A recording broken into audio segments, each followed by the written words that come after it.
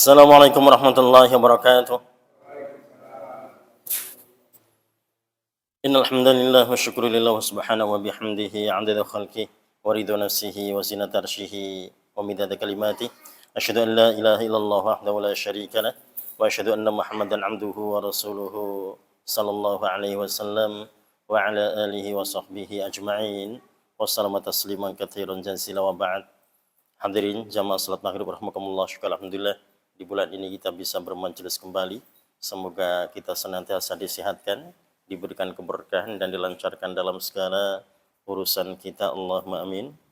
Ya hadirin rahimakumullah, kita akan membahas di sore hari ini terkait dengan muqaranah, takalluf dan sabak dalam salat berjamaah. Nah, hadirin, tiga istilah ini tidak ada pada salat sendiri. Ya, dipastikan ini ada pada salat berjamaah.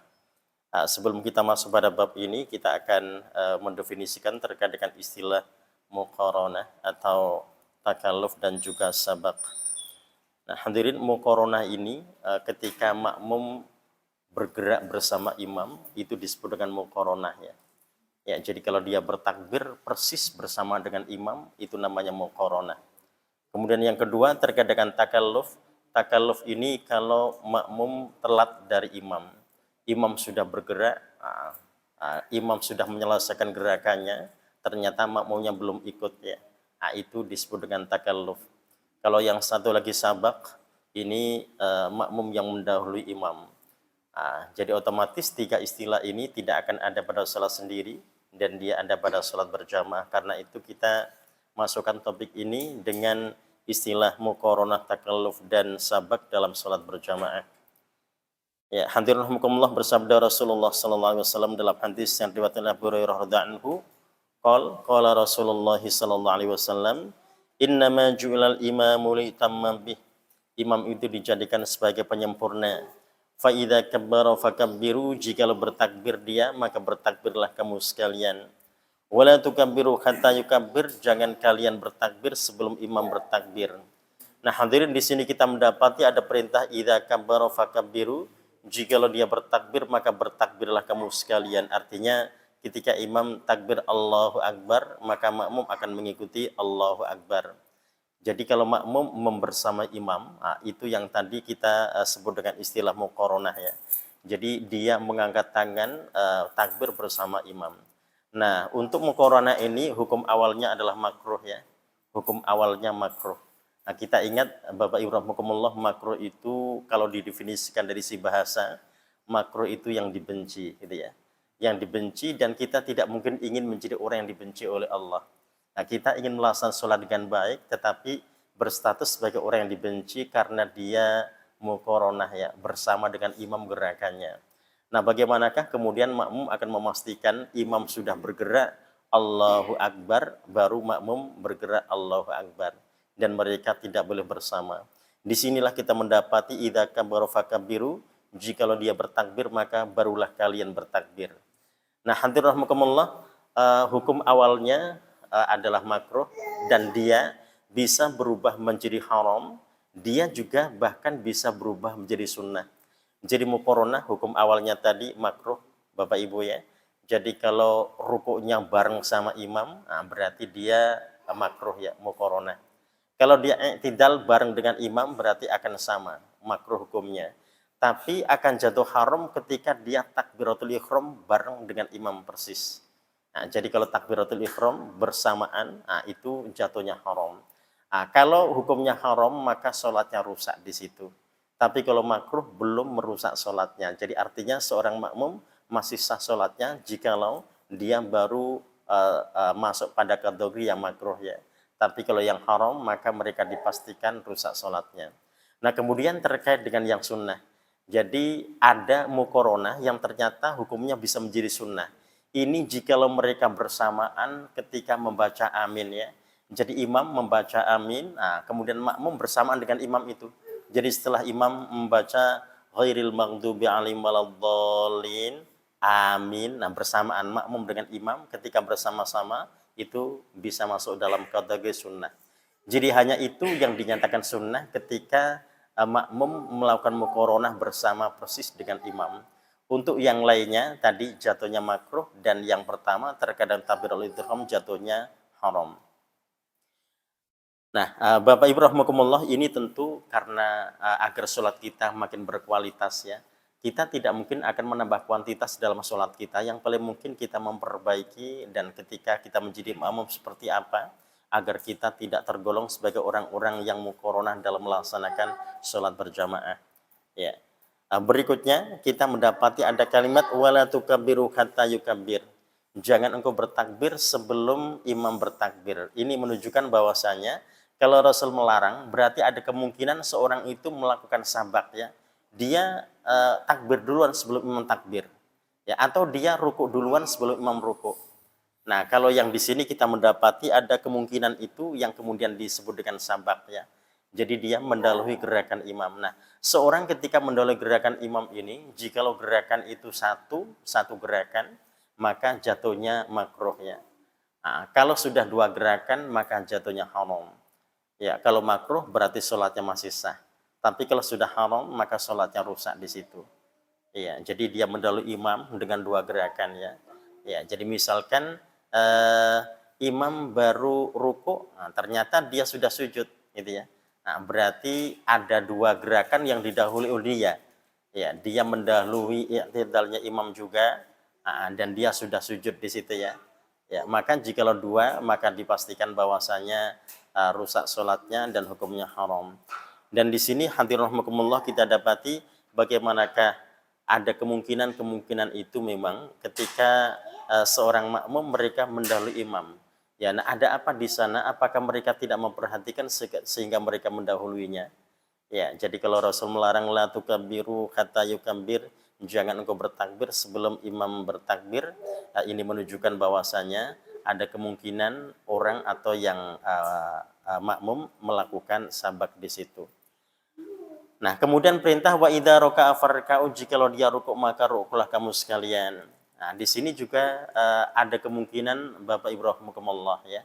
Nah, seorang diperintahkan rukuk ketika imam sudah rukuk, boleh jadi ada orang yang telat untuk tidak segera melaksanakan rukuknya.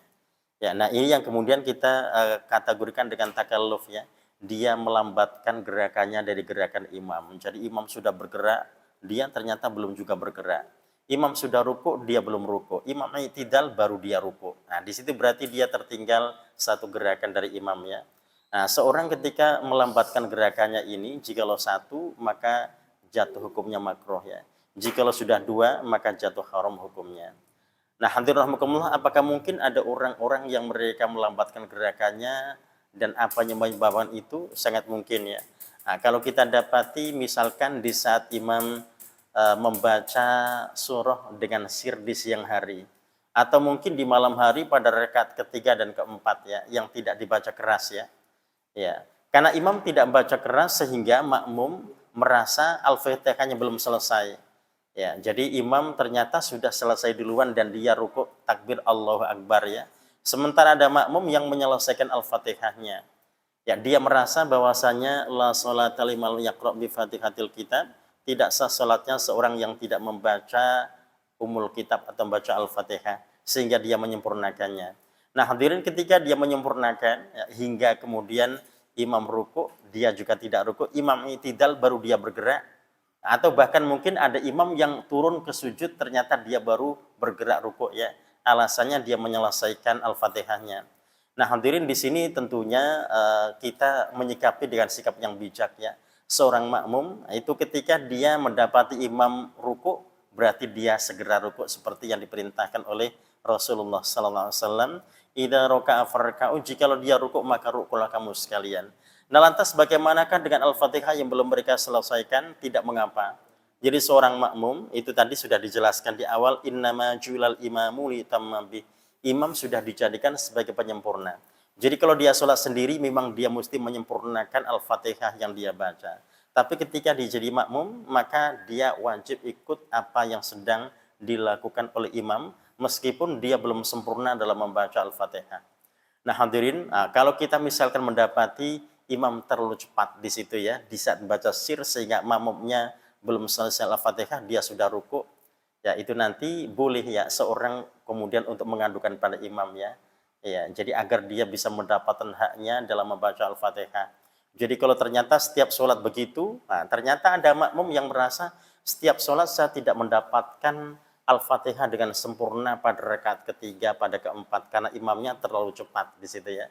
Nah, dia boleh mengajukan, ya, dia boleh menyampaikan bahwasanya minta untuk diperlambat bacaan Al-Fatihahnya dia, ya, karena tidak terdengar sir ya. Jadi sehingga makmum mendapatkan itu, gitu ya. Dan makmum tidak merasa gelisah ketika mendapati imam lebih cepat untuk bergerak ruku, ya, sehingga tertinggal makmumnya dari Al-Fatihah yang mereka baca. Nah, Bapak Ibu rahimakumullah, di sini setiap orang tentu mereka bisa melakukan koreksi ya. Kenapa? Kalau kita membaca Al-Fatihah jahar di saat diperdengarkan, itu bisa 50 detik misalkan. Kalau sir mestinya juga hampir sama gitu ya. Kalau ternyata di saat jahar 50 detik, ketika sir cuma 10 detik, itu kan berarti jauh sekali perbandingannya hadirin ya. Kenapa dia kalau sir kok cepet gitu ya? Ketika dia jahar kok lama gitu ya. Padahal kita diperintahkan untuk membaca ayat Al-Quran itu dengan tartil ya. Waratil Qur'ana tartila, baik kita jahar atau sir, itu kita diperintahkan untuk tartil di situ. Nah, karena memang di rakaat ketiga dan empat Rasul mencontohkan kita sir, sehingga kita tidak mungkin membacanya keras ya, tidak mungkin kita membacanya jahar. Tetapi untuk tartil tetap akan ada di situ. Jadi bukan berarti kalau jahar lantas tartil, ketika sir ternyata tidak. Ya, nah hadirin, itu juga tetap seorang akan mengecek ya, betulkah dia ketika sir itu sudah tartil, atau jangan-jangan dia tidak membaca. Nah hadirin, bagaimanakah orang yang dianggap tidak membaca ketika sholat, mulutnya diam? Ya, karena orang kalau membaca pasti bergerak mulutnya ya. Ya, jadi kalau dia jaharnya itu misalkan, nah ini ada gerakan bibir seperti ini ketika kita bicara hadirin ya. Nah, kalau misalkan suara saya hilangkan, maka gerakan itu tetap ada. Gerakan tetap ada ya. Nah, ketika seorang ternyata bibirnya tidak ada gerakan apa-apa, berarti dia hanya membaca di hati, hanya di batin saja gitu ya. Dia sebetulnya tidak yatlu, tidak membaca. Nah, ketika dia tidak membaca, oh berarti berbahaya sekali dia. Kalau dia sampai sholat tidak membaca, hanya di batin saja, makanya Fatihahnya cepat sekali gitu ya. Nah, cepat sekali yang ketika jahar 50 detik, ketika sir ternyata hanya 10 detik. Karena sebetulnya ternyata dia tidak membaca. Karena mulutnya diam saja gitu ya. Jadi yang membaca hanya hatinya. Nah, yang seperti itu dia belum dianggap orang yang membaca bacaan di dalam melaksanakan sholat. Jadi kita bisa semuanya bisa mengukur hadirin ya, bahwasanya kita membaca itu dipastikan sir kita tidak terdengar suaranya, tapi gerakan bibir tetap ada. Makanya di situ kalau dibandingkan antara jar dengan sir, mestinya tidak begitu jauh berbeda gitu ya. Ya, karena yang membedakan cuma tadi keras dan tidak keras, itu saja. Ya, jadi disuarakan dan tidak disuarakan itu saja yang membedakan. Nah, kalau bacaannya mestinya sama. Jadi kalau si A membaca ketika jar dan sir mestinya sama durasinya ya. Kalau ternyata berbeda berarti ada sesuatu di sana. Makanya di saat sir kita bisa cek hadirin ya, benarkah kita sudah menggerakkan lidah kita, bibir kita ketika kita membaca? Ya, kalau ternyata tampak tidak ada gerakan apa-apa, berarti mereka belum membaca dalam sholat. Nah, kalau ternyata mereka belum membaca, berarti amat sangat berbahaya. Berapa tahun mereka melaksanakan sholat, tapi ternyata di saat sir tidak ada gerakan bibir sama sekali. Ya, itu berarti dipastikan sholatnya tidak sah ya. Karena dia tidak membaca, dia hanya membatin saja. Dia hanya membaca di hati. Makanya durasinya jauh berbeda di situ ya. Ya. Nah, itu yang boleh jadi hadirin bisa menyebabkan seorang makmum telat untuk bergerak mengikuti imamnya ya. Jadi imam sudah bergerak, ternyata dia belum juga bergerak dan dia dianggap seorang makmum yang melakukan takalluf ya. Dia melambatkan gerakannya. Ya. Nah, hadirin rahimakumullah, dalam tiga hal ini seorang makmum berarti mereka waspada dan berhati-hati. Jangan sampai mereka termasuk orang yang mukoronah, yang bergerak persis bersama imam, atau mereka termasuk yang takaluf yang melambatkan gerakannya dari imam, atau mereka termasuk orang yang sampak yang mendahului imam. Nah, hadirin rahimakumullah, mungkinkah juga ada orang yang mereka bangun dari sujud ya, tetapi ternyata imam sudah bergerak berdiri, dia masih sujud saja gitu ya. Ya, alasannya ingin banyak doa ketika sujud. Ya memang kita diingatkan oleh Rasulullah SAW bahwasanya seorang yang sedang sholat, dia posisi paling dekat dengan Allah adalah di saat dia bersujud. Maka perbanyaklah doa ketika bersujud. Begitu ya perintah Rasulullah SAW. Nah, namun ketika kita menjadi makmum, tentu kita akan menyikapi bagaimanakah ketika imam sudah bergerak dengan takbir Allahu Akbar, maka kita diperintahkan untuk segera, gitu ya. Ya, jadi tidak melambat-lambatkan, tidak menyelesaikan doa-doanya di situ. Ketika kita sendiri, berarti istilah ini tidak ada hadirin ya. Nah, karena memang tidak ada yang kita ikuti. Nah, berarti ketika kita sendiri, silahkan kita bebas tadi untuk membaca sepanjang-panjangnya ketika seorang bersujud dalam doa-doanya. Tetapi ketika dia menjadi makmum, mau tidak mau dia akan mengikuti imamnya. Karena terkait dengan innama ju'ilal imamu liutamma bih. Imam dijadikan sebagai penyempurna. Nah, wala tarka'u hatta yarka, jangan kalian rukuk sebelum imam rukuk. Nah, kalau ada larangan seperti ini berarti ada kemungkinan seorang itu rukuk dulu sebelum imam rukuk ya. Ya, jadi boleh jadi ada makmum yang ternyata gerakannya lebih cepat dibandingkan imam. Ya, imam baru belum selesai gitu ya, dia belum juga selesai menyempurnakan rukuknya gitu ya, baru mulai bergerak, ternyata makmumnya sudah duluan rukuk gitu ya. Nah, itu termasuk takalluf ya apa? Termasuk sabak yang seorang tetap mesti waspada dan berhati-hati. Wa idza qala sami Allahu liman hamidah, jikalau dia berkata atau imam berkata sami Allahu liman hamidah, faqulu maka katakan Allahumma rabbana lakal hamdu. Ya, ini redaksi yang satu hadirin ya. Kita bisa mendapati redaksi yang lainnya rabbana walakal hamdu dengan wa, atau tanpa Allahumma rabbana lakal hamdu bisa, atau rabbana walakal hamdu kita bisa memilih redaksi itu ya. Nah, seperti yang sudah biasa kita ucapkan ya. Jadi yang jelas makmum tidak mungkin akan mengikuti kata-kata imam sami Allah liman hamidah, tidak. Jadi ketika imam sami Allah liman hamidah maka dia Rabbana lakal hamdu atau Allahumma Rabbana walakal hamdu. Kalau dilanjutkan mil'us samawat wa mil'ul ard dan seterusnya. Wa idza sajada fasjudu, jikalau dia bersujud maka bersujudlah kamu sekalian. Ya, jadi kalau seandainya ada seorang yang mereka menambahkan doanya ketika i'tidal, mil'us samawati wa mil'ul ard wa mil'u ma syi'ta min syai'in ba'd. Nah, seperti itu, dan ternyata imamnya sudah lebih dulu sujud, nah maka mestinya dia harus segera ikut ya. Nah, jadi ketika dia biasanya standar dengan bacanya itu berarti bisa dipangkas ya. Jadi sehingga dia tidak termasuk orang yang takalluf dalam melaksanakan salat berjamaah. Wala tajudu hatta yahjuda, dan janganlah kalian bersujud sebelum imam bersujud. Ya, jadi ini juga sangat mungkin hadirin ya. Jadi imam bergerak turun untuk sujud, ternyata ada makmum sudah duluan. Ya, imam belum sampai di bawah, ternyata makmumnya sudah di bawah duluan ya. Nah, itu yang dimaksud dengan sabak ya. Karena itu Rasul melarang seorang untuk sujud sebelum imam bersujud. Wa idza shalla qa'iman, jika imam salat berdiri, fasallu qiyaman, maka salatlah kalian sambil berdiri. Wa idza shalla qa'idan, jika imam salat sambil duduk, fasallu qu'udan ajma'in, maka duduklah kamu sekalian semuanya. Nah, hadirin, kenapa imam kok duduk di saat sholat? Ya mungkin dia sakit gitu ya, sehingga dia kemudian duduk. Tadinya berdiri kemudian duduk di situ ya. Ya, maka di saat dia duduk maka makmum akan ikut duduk semuanya. Jadi imam berdiri, semuanya ikut berdiri. Ketika duduk maka yang lainnya atau jamaah atau makmum juga akan duduk ya. Ya, nah seperti itulah kemudian kita dapati bagaimanakah Rasulullah SAW memerintahkan seseorang.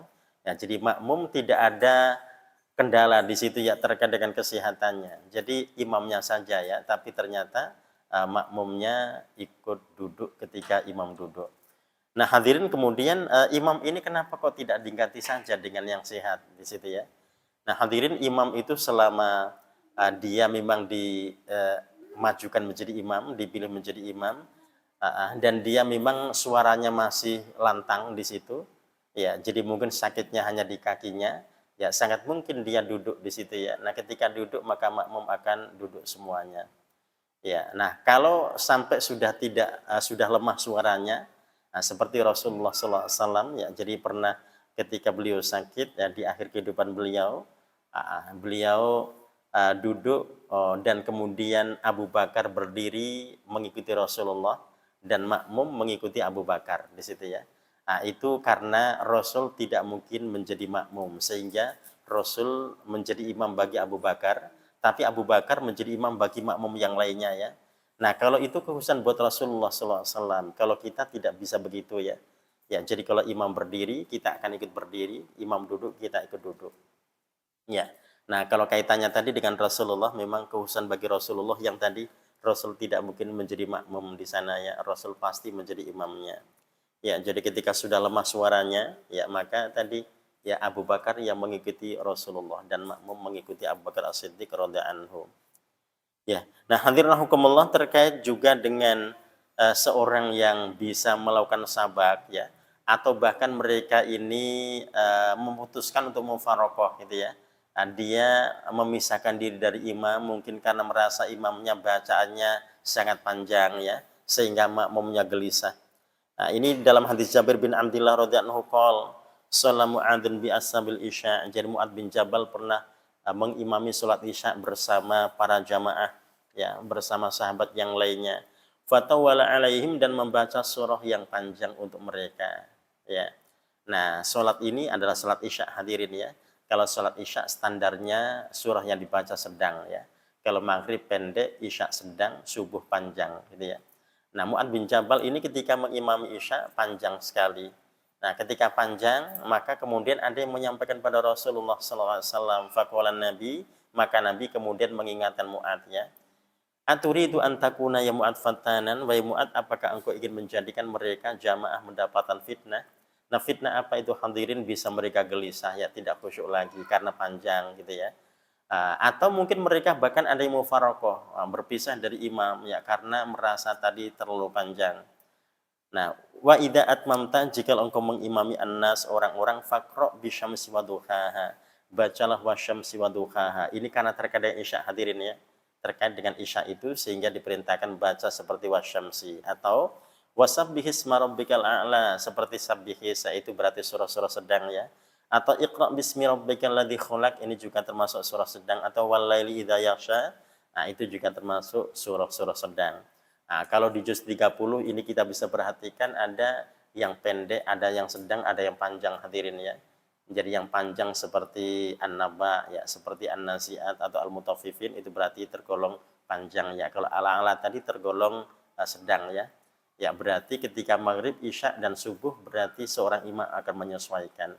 Nah, bagaimanakah ketika dia membaca surah-surah yang lainnya? Maka surah yang lainnya akan disesuaikan standarisasinya dengan surah-surah tadi ya, yang tergolong pendek, sedang, dan juga panjang. Ya, muttafaqun alaih, hadis dari Imam Bukhari dan Imam Muslim. Nah, hadirin rahimakumullah, jadi Mu'adz bin Jabal ini seorang sahabat yang luar biasa ya, tapi ketika ada yang tidak pas ya tentunya tetap diberikan peringatan ya. Nah, seperti itulah kemudian bagaimanakah kita bisa tadi bisa menyampaikan kegelisahan ketika makmum merasa imamnya mungkin tadi terlalu cepat sehingga dia tidak bisa menyelesaikan Al-Fatihahnya, atau mungkin panjang sekali gitu ya sehingga menjadikan makmumnya gelisah gitu ya.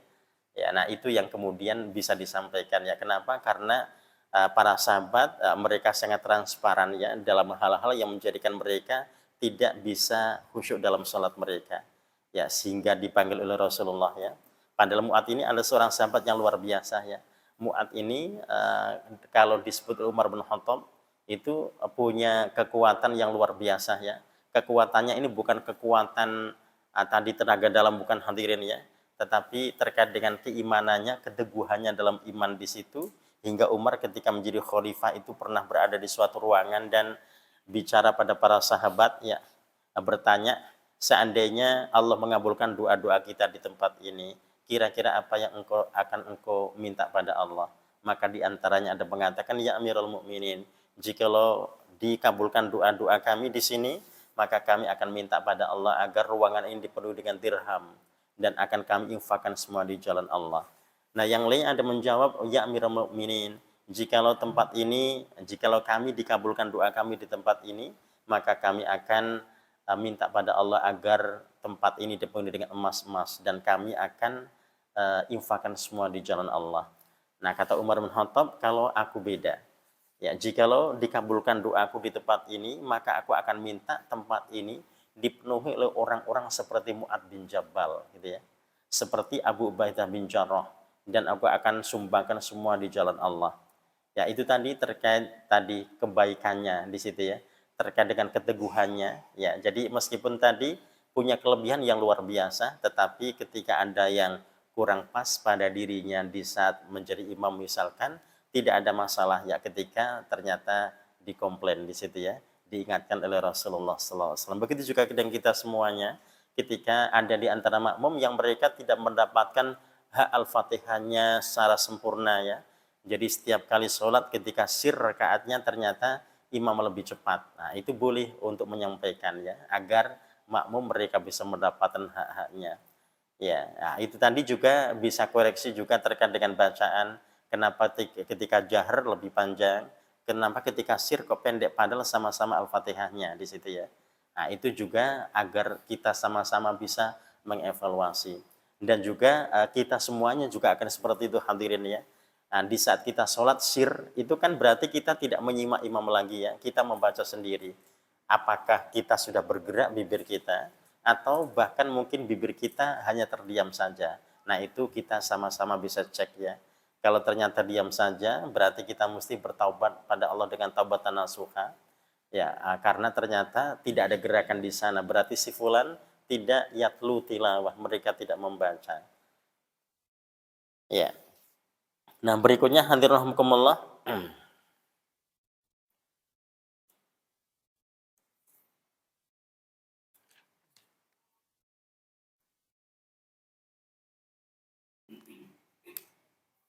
Ya.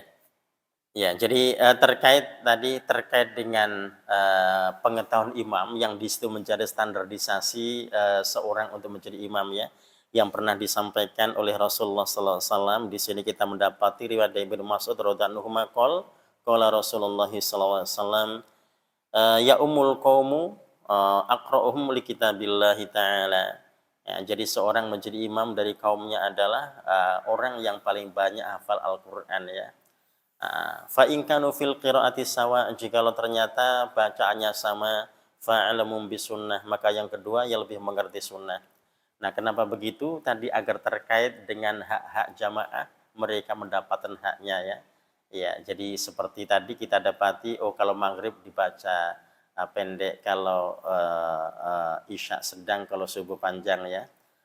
Jadi jamaah mereka mendapatkan hak-haknya ya, atau ketika tadi di saat dia baca sir dia tetap respon dengan jamaah ya, artinya memberikan kesempatan jamaah untuk tadi menyelesaikan bacaannya ya. Jadi sehingga a'lamu bisunah ini menjadi standar yang kedua ya.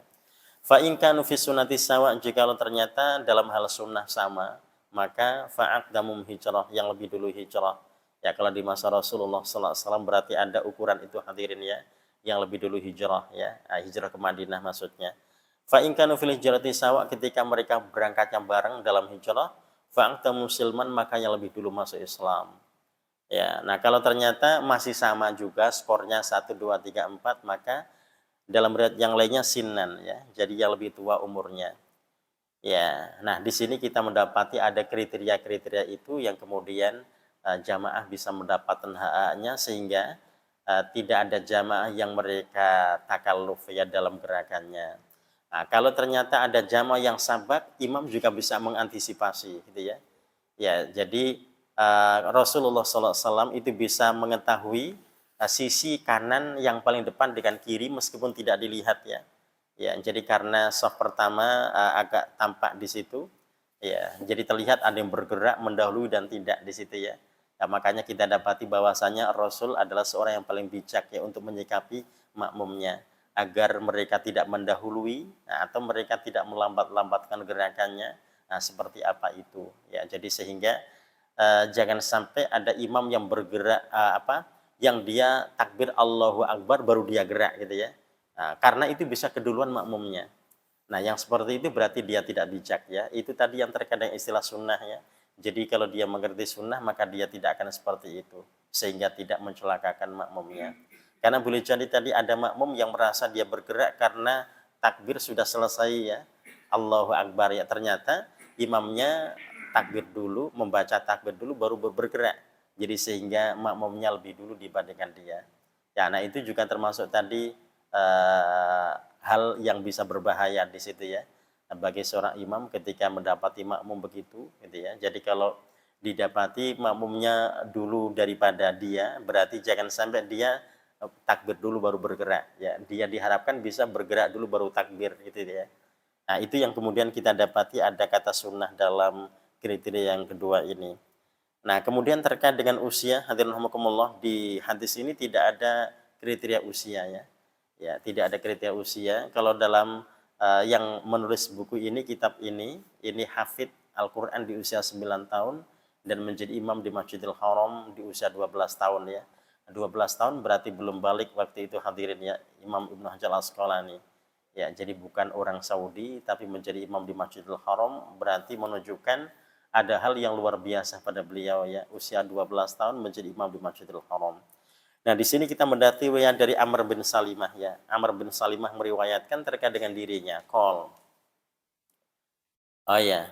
Qala abi, ji'tukum min indin nabi, aku datang dari nabi haqqan qol faida hadaratis shalah. Ketika datang waktu salat fal yu'adzin ahadukum, hendaklah ada yang adzan di antara kamu sekalian. Ya, wali ammikum aktsarum Qur'anan, ya, dan yang mengimami kalian adalah yang paling banyak hafalannya. Nah, di sini kita dapati hadirin ada perintah adzan di situ ketika sudah masuk waktu sholat ya. Ya, jadi tetap ada adzan di situ, tidak boleh langsung iqomah ya. Nah, terkadang ada yang karena taklimnya melewati waktu isya gitu ya. Nah, sehingga setelah itu ternyata tidak adzan, langsung qomat gitu ya. Nah, yang model begitu kita diingatkan di hadis ini tetap dianjurkan adzan dulu gitu ya, meskipun terlewat di situ ya. Jadi mungkin karena ada diskusi yang waktunya lebih panjang ya sehingga melebihi waktu isya gitu ya, ternyata habis taklim langsung iqomat. Nah, itu yang tidak disarankan hadirin ya. Jadi tetap diperintahkan untuk melaksanakan adzan, harus ada yang adzan di antara mereka ya, dan yang menjadi imam adalah yang paling banyak hafalan Al-Qur'annya. Qal fanadharu, mereka ternyata melihat falam yakun ahadun aktsara minni Qur'anan, dan mereka mendapati tidak ada yang lebih banyak hafalannya kecuali aku. Nah, menceritakan begitu ya, menceritakan dirinya. Faqaddimuni wa ana ibnu sittin aw sab'i sinin. Mereka menyuruh aku maju padahal ketika itu usiaku baru 6 tahun atau 7 tahun. Ya, 6 tahun, 7 tahun tapi ternyata bisa menjadi imam ya. Alasannya tadi paling banyak hafalannya. Ya, dan itu nanti bisa menjadi solusi hadirin ya. Jadi kalau wanita-wanita, kalau mereka tidak datang ke masjid musola, maka mereka bisa sholat berjamaah di rumah mereka. Kalau ada anak-anak kecil, cucu yang mereka tadi sudah punya hafalan, bisa menjadi imam ya. Ternyata usia 6 tahun, 7 tahun bisa menjadi imam. Yang jelas dia sudah tahu bagaimanakah sholat dilaksanakannya. Dia tahu bagaimanakah rukun-rukun sholat untuk dilaksanakan. Ya, ya, jadi dia sudah punya kelebihan terkait dengan hafalannya tadi, jadi dia bisa menjadi imam. Nah, di saat itu ternyata beliau menjadi imam bagi jamaah yang lainnya ya, padahal usianya baru 6 atau 7. Makanya terkadang usia itu tidak ada dalam kriteria imam ya. Yang ada yang pertama tadi yang paling banyak hafalannya, yang kedua yang lebih mengerti sunnah. Jikalau ternyata sama pengertiannya, pemahamannya, maka tadi yang lebih dulu hijrah ya. Kalau ternyata masih sama skornya, makanya lebih dulu masuk Islam. Ya, kalau ternyata masih sama juga skornya, yang akbar minusinan ya, yang lebih tua usianya. Nah, itu baru di situ hadirin kita mendapati ada kriteria-kriteria yang disampaikan oleh Rasulullah SAW, dan di situ tidak ada usia gitu ya. Ya, menunjukkan bahwasanya anak yang belum balik boleh untuk menjadi imam bagi jamaah yang lainnya. Ya, nah hadirin rahimakumullah, terkait dengan kemakmuman tadi, bahwasanya tadi makmum agar tidak melakukan muqaronah, takalluf dan juga sabak ya, maka tadi segala hal akan mereka perhatikan, jangan sampai mereka termasuk golongan orang-orang yang dalam kategori 3 itu ya. Jadi agar sholat kita makin berkualitas dan kita menjadi makmum semakin berkualitas sholat kita ya. Ini tambahan dalam riwayat yang lainnya, jadi terkait kebiasaan orang-orang tertentu yang mereka mungkin di saat sholat dilaksanakan ternyata ada orang yang duduk-duduk saja di situ ya. Ada orang yang mereka ngobrol tidak ikut sholat di situ ya. Nah, bagaimanakah kemudian Rasul menyikapi yang model begitu? Nah, ini dari Yazid bin Aswad menegaskan, Yazid bin Aswad ini adalah seorang sahabat yang ikut bersama Rasulullah ketika Rasul safar ya. Jadi Rasul kalau safar tidak pernah sendirian, pasti ada yang menemani. Dan salah satunya adalah Yazid yang pernah menemani Rasul dalam safar Rasulullah ya. Sehingga Rasul selalu sholat berjamaah. Jadi orang yang safar itu tidak ada rukhsah untuk tidak berjamaah. Mereka hanya dapat rukhsah untuk qashar sholat ya. Nah, tapi kalau berjamaah mereka tetap dianjurkan sholat berjamaah. Makanya ketika mereka mampir di masjid tertentu dan yang mengimami adalah mukim, mereka dianjurkan sempurna bersama mukim, begitu ya.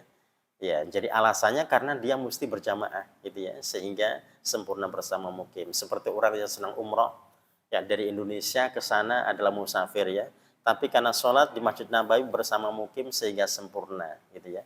Nah, di Masjidil Haram sholat sempurna karena memang bersama mukim. Berbeda dengan Rasulullah SAW dulu ya ketika melaksanakan umrah. Jadi Rasul itu pernah niat 4 kali umrah, yang pertama gagal di tahun yang ke-6 ya. Di tahun ke-7, 8, dan 10 berhasil. Di tahun 9 Rasul tidak berangkat ya. Nah, di tahun 10 itu yang pertama untuk hajinya Rasul dan juga yang terakhir kalinya ya. Ya, nah umrohnya dipastikan 7, 8, dan 10. Nah, Rasul ketika ada di Masjidil Haram, Rasul mengimami jamaah ya. Nah, sahabat-sahabat yang di Madinah mereka sama seperti Rasulullah, sholatnya qashar ya. Adapun yang mukim mereka menambahkan kekurangannya sendiri-sendiri. Itu karena Rasul tidak mungkin menjadi makmum hadirin ya. Nah, kalau kita musafir ke sana, otomatis sudah ada imam di sana dan kita akan bermakmum dengan imam itu sehingga kita sempurna sholat kita ya. Ya, nah kalau tadi imamnya musafir, otomatis musafirnya mengqashar dan yang musafir juga akan sama. Nah, makmumnya yang mukim akan menambah kekurangannya sendiri-sendiri. Nah, ini terkait dengan safarnya Rasulullah SAW. Annahu shallama Rasulillahi SAW as-subah. Ya, beliau sholat bersama Rasulullah di waktu subuh. Nah, ini Rasul dan Yazid radhiyallahu anhu itu menanti jamaah agar mereka hadir ya di saat subuh itu. Ya, hingga menjelang syuruk ya. Jadi Rasul ternyata menunda waktu sholat karena untuk menunggu jamaah di situ ya. Ternyata jamaah tidak hadir. Falamma shalla Rasulullah SAW, ketika Rasul melaksanakan sholat, jadi Yazid kemudian iqamah dan Rasul mengimaminya. Idza huwa birajulaini lam yusalliyan. Ternyata ada 2 orang yang mereka tidak ikut sholat. Ya, jadi tiba-tiba terdengar ada suara 2 orang yang ngobrol ya. Nah, setelah selesai sholat, fada'a bihima faji'a bihima. Ya, keduanya dihadirkan dan ditanya, tarudu qaraisuhuma ya. Keduanya gemetar ya ketika dipanggil ya. Faqala lahuma, Rasul berkata pada keduanya, ma mana'akuma an tusolliya ma'ana. Mengapa kalian tidak sholat bersama kami? Gitu ya. Ya, jadi yang duduk-duduk ditanya kenapa tidak sholat bersama kami tadi? Karena Rasul sudah menunggu-nunggu orang, gitu ya. Ketika sudah menjelang syuruk dilaksanakan sholat, ada orang yang ngobrol di situ, yang duduk-duduk di situ tidak ikut sholat. Qala, keduanya menjawab, qad sholaina fi rihalina ya Rasulullah. Kami sudah sholat tadi di tempat kami. Jadi di kampungnya mereka sudah sholat di masjid mereka ya. Jadi nampaknya mereka ini musafir yang mampir di masjid itu. Ya, nah ketika mereka didapati demikian, sudah sholat ya dan mampir di masjid itu, kata Rasul, fala taf'ala, jangan diulangi lagi. Ya, idza shallaituma fi rihalikuma, jikalau kalian sudah sholat di tempat kalian seperti tadi, kemudian tsumma adraktumal imam, kalian mendapati imam seperti ini di masjid sedang melaksanakan sholat, walam yusolli fasolliya ma'ahu, maka sholatlah bersamanya, gitu ya. Jadi kalau di masjid, di musola dilaksanakan sholat, maka tidak boleh ada orang duduk-duduk di situ. Ya, dengan alasan, oh dia musafir, tidak ada alasan. Kalau dia musafir, dia tetap akan bergabung di situ.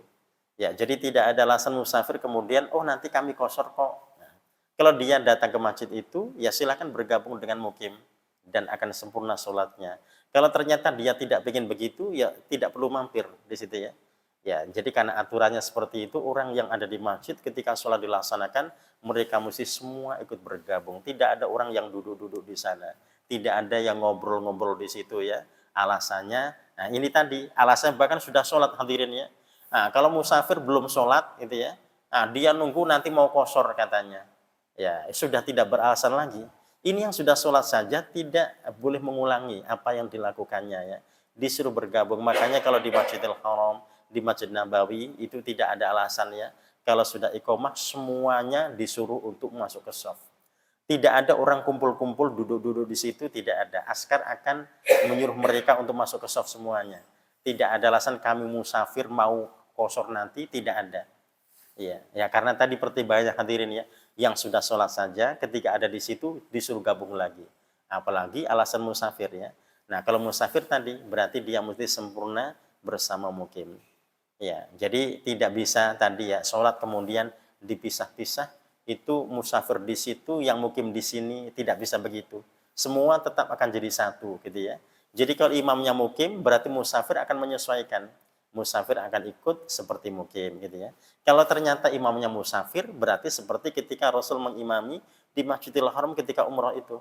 Ya, jamaah yang mukim berarti menambahkan kekurangannya sendiri-sendiri. Nah, seperti itu mereka akan menyikapi di saat mereka berada di masjid. Ya, jadi sehingga mereka tetap dalam keadaan baik ya. Ya, jadi jamaah mereka tetap punya kualitas di situ ya karena mereka memahami apa yang mesti mereka laksanakan di saat mereka berada di masjid. Jadi jangan sampai umat itu mereka sudah akrab sekali dengan masjid ya, tapi ternyata mereka tidak mengerti aturan-aturan seperti itu. Ya, ketika safar ternyata berkumpul dengan kawan-kawannya duduk-duduk saja padahal sedang dilaksanakan sholat berjamaah di situ ya. Nah, itu yang tentunya hadis ini mengingatkan kita semuanya. Ya. Rawahu Ahmad, hadis ini riwayat Imam Ahmad wallahu dan lafadznya darinya wa tsalatsa wa sahih Tirmidzi. Hadis ini dinyatakan sahih oleh Imam Tirmidzi dan juga oleh Imam Ibnu Hibban. Ya, nah begitu juga hadirin rahimakumullah terkait dengan seorang yang mungkin dia ingin mendapatkan nilai salat berjamaah ya. Jadi sehingga ada orang yang sholat sunat yang ternyata diikuti. Nah, di sini kita mendapati riwayat Zaid bin Thabit yang menegaskan qol ihtajara Rasulullah SAW hujrah. Rasul membuat hujrah kamar di masjid gitu ya. Nah, itu dari kain di situ ya, ditutupi kain ya. Muhassafah fa shalla fiha dan Nabi sholat di situ ya. Nah, itu tidak mungkin sholat wajib ya. Kalau wajib pasti Nabi menjadi imam ya. Kalau Nabi berada di ruangan yang dibuat itu, berarti itu sedang sholat sunnah. Jadi biasanya Nabi kalau sholat sunnah itu di rumah beliau ya, baik qobliyah maupun ba'diyah. Nah, tapi kemudian Nabi pernah sholat di masjid untuk yang sunnah dengan cara tadi membuat hujrah ya, kamar tadi ya. Nah, ketika berdiri terlihat kepala beliau. Nah, ternyata sahabat-sahabat pada melihatnya. Sehingga mereka ternyata ya tattaba ilaihi rijal, orang-orang mengikuti Nabi melaksanakan sholat padahal Nabi sholat sunnah diikuti oleh mereka. Waja'u sallu Nabi sholatin dan mereka pada berdatangan mengikuti sholatnya Nabi. Nah, di situ hadirin apakah Nabi melarang mereka? Tidak. Apakah Nabi mengisyaratkan enggak gitu ya karena kami sedang sunnah? Tidak gitu ya. Apakah Nabi menolak mereka? Tidak. Ya, jadi mereka tidak ditolak. Jadi seorang ketika sholat sunnah ada orang yang mengikutinya, berarti dia mesti mengeraskan takbirnya ya, Allahu Akbar, begitu ya.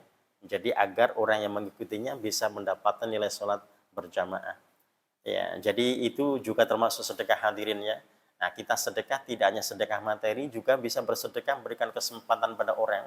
Jadi seorang yang tadinya dia belum sholat berjamaah, ternyata dia kemudian mendapatkan nilai sholat berjamaah karena mengikuti kita, gitu ya. Nah, kita yang sedang sholat sunnah. Jadi sehingga aman insya Allah ya. Jadi kita bisa bersedekah pada mereka yang kemudian bisa mendapatkan nilai yang lebih tinggi di mata Allah dikarenakan kesempatan yang kita berikan. Jadi tadi seorang tidak boleh pelit ya. Jadi diikuti sholat sunnah ternyata dia nolak. Jadi tidak boleh menolak, silakan tadi disambut gitu ya dengan mengeraskan suara takbirnya. Nah, di sini juga kita bisa simpulkan hadirin rahimakumullah bahwasanya itu menunjukkan sholat sunnah bisa dilaksanakan di masjid gitu ya. Kalau Rasul tidak pernah sholat sunnah di masjid, itu berarti nanti sholat sunnah itu tidak boleh dilaksanakan di masjid, hanya di rumah-rumah saja, gitu ya. Karena Rasul pernah sholat di masjid sehingga sholat sunnah bisa dilaksanakan di masjid. Nah, makanya ada tambahan dalam hadis ini, afdholus sholatil mar'i fi baitihi. Ya, jadi sebaik-baik sholat seseorang itu adalah di rumahnya saja. Ilal maktubah, kecuali yang wajib. Ya, kalau yang wajib berarti di masjid, di musola ya. Kalau tidak yang wajib, yang sunnah berarti di rumah mereka, itu afdolnya begitu, gitu ya. Ya, jadi sehingga tadi para sahabat juga mereka mengikuti kebiasaan Nabi ya. Tapi juga ada sahabat yang tidak bisa begitu, hadirin, terkait dengan lokasi rumahnya ya. Ya, jadi kalau sahabat-sahabat yang rumah mereka ada di kanan kiri masjid ya. Jadi teras mereka adalah teras masjid gitu ya. Ya, maka mereka bisa seperti Rasulullah. Tapi yang jauh seperti Sya'ban ada di penghujung kota. Nah, itu tidak bisa begitu. Nanti kalau sholat sunnah di rumahnya, nanti bisa ketinggalan sholat berjamaah gitu ya. Karena jaraknya yang jauh. Jadi ketika subuh tiba, itu Sya'ban kan biasanya kalau sholat itu berada di shaf paling depan yang paling kanan di situ ya. Biasanya begitu. Tapi di saat itu ternyata dia terlihat ya, sehingga Rasul bertanya setelah sholat itu sudah ditunda ya. Waktu subuh sudah ditunda, tapi ternyata Sya'ban belum juga datang. Sehingga dilaksanakan sholat, habis sholat kemudian Rasul bertanya, ada yang tahu rumahnya, Sya'ban di mana rumahnya? Nah, ada yang tahu. Kemudian mereka berangkat setelah subuh. Ternyata sampai di rumahnya sudah syuruk. Itu berarti mana itu kira-kira hadirin ya? Habis sholat subuh, kemudian jalan, ternyata sampai sana sudah syuruk. Nah, sekarang ini subuh jam 4 berapa? Ya, syuruk setengah 6 ya. Nah, syuruk setengah 6. Nah, berarti ada hampir berapa itu kalau habis sholat subuh? Ya, berarti sekitar 40 menit itu ya. Jalan 40 menit. Ini kalau sini sampai mana ya kira-kira? Ya. Nah, itu beliau itu kalau misalkan sholat sunahnya di rumah, nanti ketinggalan sholat fardunya gitu ya. Jadi sehingga sholat sunahnya di masjid. Ya, seperti itu. Ya. Nah, itu insya Allah handirahmakumullah terkait dengan yang kita bahas di malam hari ini. Kesimpulannya bahwasanya kita berhati-hati untuk tidak menjadi bagian daripada 3 kelompok yang tadi bisa tidak hanya mengurangi kualitas ibadahnya, tapi bisa merusak kalau sudah masuk dalam kategori haramnya. Jadi kita tidak muqaronah, tidak bersamaan dengan imam persis dalam gerakan kita. Kita tidak takalluh, tidak melambatkan gerakan kita, meskipun tadi ada Fatihah yang belum kita selesaikan, kita akan langsung ikut rukuk bersama imam. Dan yang ketiga, kita tidak sabak, tidak mendahului imam ya. Ya, jadi nah imamnya tadi juga mesti memahami, jangan sampai agar makmum tidak terpancing mendahuluinya, jangan sampai dia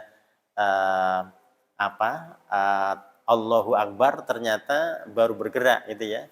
Ternyata keduluan jamaahnya. Nah, itu yang tidak disarankan hadirin ya. Ya, jadi yang diingatkan berarti dua-duanya, makmum diingatkan agar tidak masuk dalam 3 kelompok itu, imam juga diingatkan agar tidak menyebabkan makmumnya masuk dalam kategori itu. Ya, itu insya Allah hadirahmakumullah yang kita bahas di malam hari ini. Dan jika ada interaktif dipersilahkan. Ada yang mau disampaikan? Ya, silakan. Kalau imam kan misalnya dari sami Allahumma hamidah kan sujud.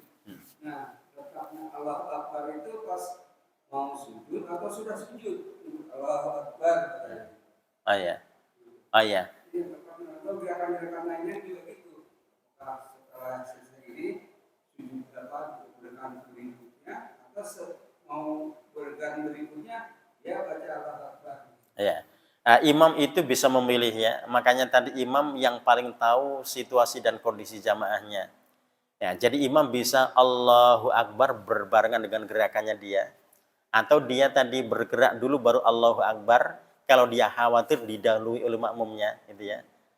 Karena boleh jadi ada makmum itu yang imam Allahu Akbar, imamnya bareng dengan ucapannya ya.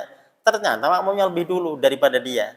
Ya, jadi dia sudah berusaha untuk bareng gitu ya. Nah, tetapi ternyata ada makmum yang lebih dulu sehingga dia bisa bergerak dulu baru Allahu Akbar. Nah, itu tadi imam bisa memilih tadi ya. Ya, untuk tadi memastikan jamaahnya aman, jadi sehingga dia bisa memilih mana yang paling aman baginya. Ya. Nah, itu insya Allah ya. Jadi terkait dengan imam ketika dia mau ruku atau mau sujud. Nah, bagaimanakah dia berucap takbir? Apakah bareng dengan gerakannya? Itu sangat mungkin ya. Allahu Akbar bareng dengan gerakannya, atau dia bergerak dulu baru takbir Allahu Akbar. Ya, jadi tadi mengantisipasi saja ya. Jadi jangan sampai tadi ada jamaah yang termasuk dalam kategori tadi sehingga dia boleh memilih gitu ya. Ya, karena Rasul itu yang paling tahu ya. Ini ada yang sudah bergerak atau ada yang mendahului, itu memang tampak ya. Memang tampak. Jadi kalau softnya itu panjang ya, kemudian tidak ada pembatas di situ ya. Nah, itu yang bergerak akan terlihat ya. Ada orang yang mendahului, ada tidak, itu akan terlihat. Ya. Ya. Kalau solusi kayak apa masuk ke dalam Yang satulah sabak mendahului, yang takaluf yang melambatkan ya. menunggu gerakan imam sempurna seperti itu, apa bisa dikatakan takaluf atau Ya, tidak. Kalau dia menunggu gerakan imam sempurna memang seperti itu. Agar kita tidak termasuk sabak, memang kita menunggu gerakan imamnya. Jadi Allahu Akbar, itu imam kalau bersamaan dengan ucapannya, dengan gerakannya, ketika barnya sudah selesai, berarti kan dia memberikan isyarat. Ya, ini berikan aba-aba ya. Jadi Allahu Akbar, berarti disitulah makmum bergerak, gitu ya. melambatkan? Ya, jadi tadi agar makmum tidak termasuk yang melambatkan ketika dia mendapati imam Allahu Akbar, dia bergerak Allahu Akbar. Kan memang dia mengikuti setelah imam bergerak, kan begitu ya. Atau setelah imam tadi membaca takbir. Iya, iya, iya. Jadi setelah imam menyempurnakan, makanya imam tadi bisa bergerak bersama ucapan takbirnya, atau dia bisa bergerak dulu baru dia takbir gitu ya. Ya, karena jamaah itu soft 2, 3 dan seterusnya, mereka kan mengandalkan tadi aba-aba takbir tadi. Ya, jadi yang paling melihat adalah soft depan yang memang di belakang imam di situ ya. Nah, tetapi yang lainnya kan mereka hanya mengandalkan apa yang mereka dengar ya. Ya, nah itu karena kebanyakan jamaah banyak yang mengandalkan takbirnya tadi, jadi sehingga imam berarti mesti menyesuaikan tadi takbirnya. Nah, ketika Allahu Akbar berarti makmum akan bergerak Allahu Akbar. Ya, jadi kalau makmum bergerak Allahu Akbar setelah imam Allahu Akbar, itu sudah betul ya. Ya, jadi insya Allah sudah aman. Yang penting tadi imamnya tidak imamnya tahu situasi ya. Jangan sampai sudah tahu makmumnya itu bergerak setelah dia takbir Allahu Akbar, kok ternyata dia takbir dulu baru gerak. Nah, sehingga gerakannya bersama dengan makmum. Nah, itu tadi yang diingatkan terkait dengan imam juga punya pengaruh di situ ya. Imam juga bisa menyebabkan makmumnya itu sabak di situ ya. Ya, mendahuluinya dikarenakan sikapnya di situ ya. Oh ya, jadi kalau dia mendapati begitu, ya memang dia bergerak dulu baru takbir. Ya, atau dia takbir bersamaan dengan gerakannya itu. Ya, dan makmumnya yang akan menyesuaikan ya. Ya, jadi makmum akan bergerak setelah takbir diucapkan oleh imam. Gitu ya. Terus bisa juga itu misalkan kita mendapati imam yang gerakannya itu cepat gitu ya, misalnya kayak istilahnya ruku dan sujudnya itu ya, walaupun memang sudah memenuhi rukun atau tumanina, tapi kitanya sebagai makmum belum menyempurnakan gerakan kita, misalnya seperti bacaan sujudnya atau bacaan rukunya gitu. Tiba-tiba imam sudah bergerak udah. Apakah itu kita mengikuti imam seperti itu juga atau gimana, atau kita nanti selesai sholatnya itu baru kita mengulangi lagi sholatnya atau mengkosor istilahnya? Kalau tidak ada yang kurang dari kita sebagai seorang seorang makmum yang mengikuti imam, berarti tidak perlu ada pengulangan di situ ya. Ya, kalau misalkan kita belum selesai membaca ketika ruku, kalau sudah ada tumaninah berarti sudah aman. Ya. Ya, itu kalau itu misalkan tetap imamnya itu ya bisa diingatkan agar besoknya tidak begitu gitu ya. Karena jamaah agar punya kesempatan ya mereka mendapatkan haknya dalam bacaan dan seterusnya. Ya, karena memang ada cenderung imam yang ketika sholatnya sir di siang hari cenderung begitu ya. Jadi gerakannya serba cepat gitu ya. Nah, termasuk tadi Fatihahnya bisa lebih cepat dibandingkan ketika dia jahar gitu ya. Ya, dan kita semuanya tadi saling mengevaluasi kebiasaan kita juga gitu ya. Ya. Ya, itu insyaallah rahmakumullah kita akhirin hamdalah dan doa kafaratul majelis. Alhamdulillahirabbil alamin. Wa subhanakallahumma bihamdika asyhadu an la ilaha illa anta astaghfiruka wa atubu ilaik. Wassalamualaikum warahmatullahi wabarakatuh.